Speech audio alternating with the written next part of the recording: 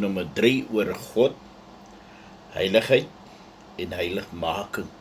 Vriende, vandag wil ons juist stil staan bietjie om te kyk daar in die hemel, hoe God onophoudelik besing word, of sy heiligheid dan onophoudelik besing word. Daar in Jesaja 6 kry ons 'n prentjie hoe daar van die Here en sy hoë en verhewene troon gespreek word. Jesaja 6 vers 1 tot 3 sien ons dat die serafs, hulle staan rondom God se troon, hulle roep uit: Heilig, heilig, heilig is die Here van die leerskare. Maar dan sê hulle iets. Hulle sê die hele aarde is vol van sy heerlikheid. En dan in Openbaring 4 en 5 sien ons weer 'n toneel van wat rondom die troon aangaan. In Openbaring 4 vers 8 sien ons dat ook die lewende wesens sonder ophou dag en nag uitroep: Heilig, heilig, heilig is die Here, God, die Almagtige. In Openbaring 4, 9 tot 11 sien ons ook dat die 24 ouderlinge is betrokke by elke uitroep van God se heiligheid. Hulle val voor hom neer, hulle krone word voor hom neergewerp, hulle aanbid hom met hierdie woorde: U is waardig om te ontvang die heerlikheid en die eer en die krag. So ons sien hierso, God se heerlikheid word besing, maar God word ook aangespreek. Lofprysinge word aan hom gegee, wanneer hulle sê, U is waardig om te ontvang die heerlikheid en die eer en die krag. Hierna gaan ons na die volgende hoofstuk toe in Openbaring 5 vanaf vers 11 tot 13. Dan sien ons die 10.000 engele rondom die kroon, 'n troon van God, ook die heerlikheid van God besing. En dit word gevolg deur die aanbidding van elke skepsel wat in die hemel en die aarde is. Jy sien daar in Openbaring 5 sien ons dan hierdie dinge. Kom ons lees 'n bietjie verder wat ook verder in die hemel aangaan. Want ons hoor hoe ons God se heiligheid in die hemel besing word. Openbaring 15, 3 en 4 sê: Groot en wonderlik is U werke, Here God, almagtig, regverdig en waardig is U, o koning van die heiliges. Wie sal U nie vrees nie? Here, en U naam nie verheerlik nie, want U alleen is heilig, want al die nasies sal kom en voor U aanbid. So vriende, wie is ons dan?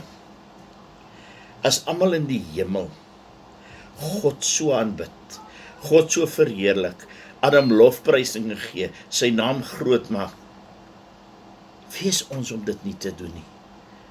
Soos God hulle geskep het, het hy ons geskep. Elke skepsel van God in die hemel en op aarde behoort God se naam groot te maak, God te aanbid, God te verheerlik ook deur ons doen en late, want God is voorwaar heilig en heerlik, en die ganse hemel weerklink daarvan, vriende.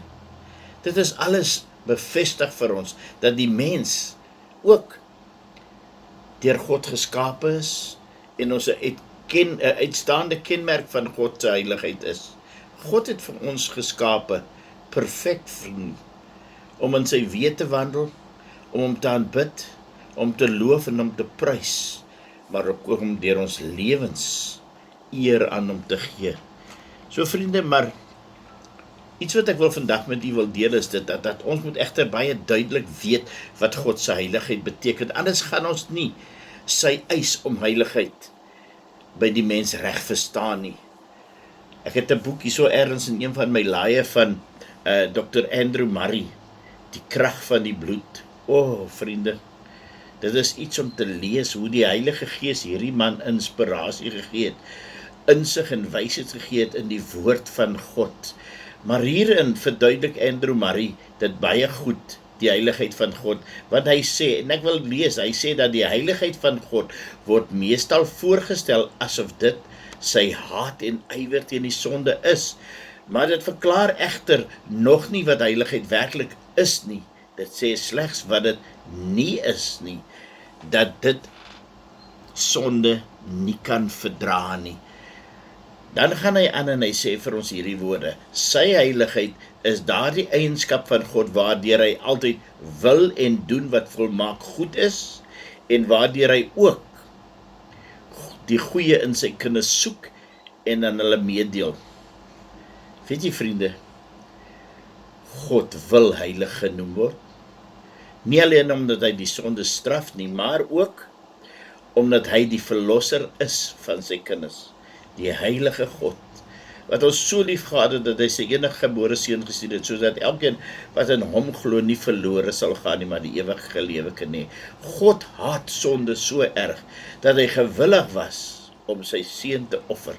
Maar God het ons as sondaars so lief dat hy ook gewillig was om sy seun te offer om ons as kinders te ontvang. Vriende, daarom moet ons die wil van God doen. Ons moet heilig lewe en heiligmaking nastrewe, maar alles begin by Matteus 6:33. Soek eers die koninkryk van God, of kom ons sê dit sommer plain en simpel, soek eers God en sy geregtigheid. Daarna sal alles volg.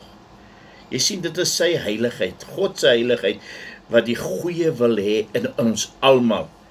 Dis wat hom beweeg om die sondaar te red van sonde, vriende. Mag ek vir jou vra, is jy al gered? Het jy al vir Jesus aangeneem? Maar laat ek aangaan en bietjie verder met jou praat. Weet jy, in sy heiligheid het God beide sy troon en sy liefde, of sal ek sê, in sy heiligheid het beide God se troon en sy liefde hulle oorsprong. Heiligheid by die mense se gesindheid, vriende, wat in volle ooreenstemming is met God se gesindheid. En daarom moet ons doen wat die woord sê in 1 Petrus 1:15. God gee vir jou 'n opdrag, God gee vir my 'n opdrag, God gee vir ons almal 'n opdrag. Soos hy heilig is, moet julle ook heilig word. Vriende, heiligheid by ons is niks anders as gelykvormigheid aan God. Daarom moet ons heiligmaking nastrewe ieder en elke dag van ons lewe. Ons moet lewe onder leiding van die Heilige Gees van God. Jy sien, heiligheid is die werk waardeur God sy heiligheid oorbring in ons. Ons word getrek deur die Vader, maar Johannes 6:44. Jesus sê daar in vers 37 dat elkeen wat na hom toe kom sal gered word. Johannes 6:44 sê niemand kan na hom toe kom as die Vader hulle nie trek nie. As die Vader ons trek, gee hy ons bekeringsgenade. Hy trek ons deur die Heilige Gees wat ons oortuig van sonde en geregtigheid. Ons doen 'n introspeksie van onsself, ons besef ons is sondaars, ons het 'n redder nodig, ons moet ons sondes bely, want God sê in 1 Johannes 1:9, as ons sondes bely, hy is getrou en regverdig om ons sonde en ongeregtigheid weg te neem. Ons kom na Jesus toe, ons bekeer ons van ons verkeerde weë, van die wêreld, ons draai om, ons kom kniel by die kruis, ons vra Jesus om vergifnis, ons vra vir hom om ons verlosser te word. Jesus red ons word gereinig van alle sondes en alle ongeregtigheid, want die bloed van Jesus reinig ons daarvan. En God die Vader sien daar is 'n transaksie tussen my en Jesus, tussen jou en Jesus, tussen die sondaar en Jesus. En op grond van daai transaksie sien hy dat die sondaar neem vir Jesus aan. Want hy sê Johannes 1:12, almal wat Jesus aangeneem het, aan hulle gee God die mag om kinders van God genoem te word. En dan neem God daardie persoon aan. Hy verklaar ons regverdig. En hy stuur sy Gees om in ons te kom woon. En dit is die Heilige Gees wat kom. En hy wederbaar ons en verander ons na die gelykvormigheid van God. Hy kom om in ons te woon. Daarom sê 1 Korintiërs 6:19, 1 Korintiërs 3 sê ook, weet julle, hy praat met die kinders van God, dat julle die tempel is van die Heilige Gees van God, en julle behoort nie meer aan julle self nie. Daarom, vriende, daar is geen ander weg tot heiligheid nie, as dat die Heilige God aan ons gee wat hy alleen het. Hy het sy seun gegee, hy het eerstens sy liefde aan ons gegee, die Vader, hy het sy seun aan ons gegee, die seun het sy lewe gegee, sy bloed gegee, en die Vader het die belofte gestuur, naamlik die Heilige Gees. So werk die drie enige God saam, Vader, Seun en Heilige Gees, om jou te red, om my te red. Kom ons dien hom. Kom ons jaag heiligmaking na, want dit is God se wil. Paulus sê vir ons daar in Efesiërs 5:18, moenie dronk word van wyn nie, maar word vervul met die Heilige Gees. Dis 'n opdrag. Dis nie 'n keuse nie. As jy eendag in die hemel wil kom, onthou Jesus is die weg, die waarheid en die lewe, en niemand sal tot die Vader kom behalwe deur hom nie. As jy nog nie vir Jesus aangeneem het nie, gaan jy die hemel mis, want die Vader sê, ek gee aan julle die ewige lewe, maar die lewe is in my Seun. Wie die Seun het die lewe, wie die Seun nie het nie die lewe nie. Nou wil ek vir julle sê dat daardie reddende genade, naamlik Jesus Christus, volgens Titus 2 vers 11 het tot alle mense verskyn, dit is ook vir jou. God seën, God draai deur. Môre praat ons so 'n bietjie verder in video 4 oor God, heiligheid en heiligmaking.